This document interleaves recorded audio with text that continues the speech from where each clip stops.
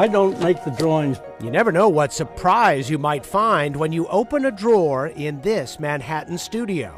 Artist Bud Hopkins is the keeper of some images that will expand, blow, or maybe even close your mind. There's a photo album devoted to odd, mysterious scars. Almost like a hole punch. Yeah, it's what it looks like a biopsy.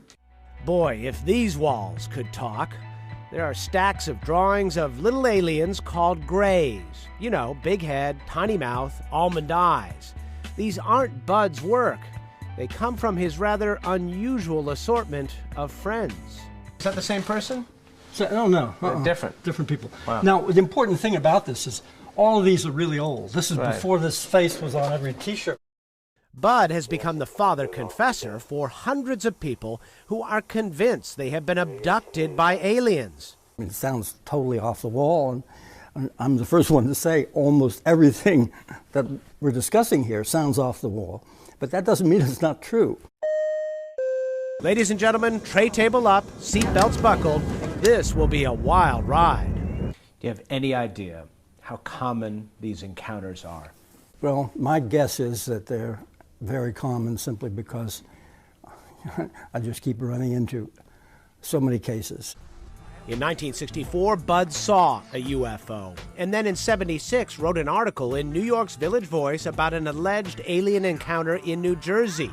His phone hasn't stopped ringing since. The massive evidence gets heavier and heavier and heavier, and that's not a pleasant thought, to me. Mind you, I'm looking into something that I don't really like and that I don't really want to hear about. But I'm working with people who have suffered. It's a little bit confusing to me. People like Mark, who believes he's been abducted several times in his life. He came to Bud to fill in the blanks, the missing time, which happens to be the title of Bud's first book. He uses hypnosis. Here's a tape of his first session with Mark. There's something small and white, but it's glowing. It's glowing so brightly that I can't even make out the figure. And I'm really scared. And then it starts to climb up on the bed of reach for me. So, what do you think it was? Well, I've spent many years trying to guess, trying to logically, rationally explain it, and I can't think of anything other than an encounter with beings of some sort that aren't human. Do you have any idea what they wanted? No. Did you get a sense that they were threatening you? It's very clinical. They don't have really empathy or sympathy. It's often like us going into the wild and tranking a lion or a wild beast, tagging it, looking it over, and then letting it go. We don't really have a true connection to this animal. Mm-hmm. We don't really care about it. We're just examining it, and that's what I get from this. There's no malice involved.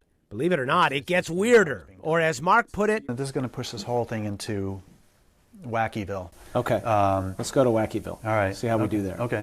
In Wackyville, the Greys take Mark to an exam room in their spacecraft and hand him a fetus.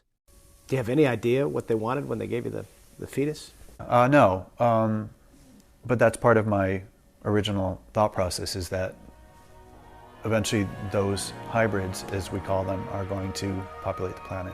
It's a pretty frightening picture, but if you look at it logically, it makes all the sense in the world. Hybrids? Hey, Bud, you there? That's kind of off the wall. The whole thing is off the wall. Miles O'Brien, CNN, New York.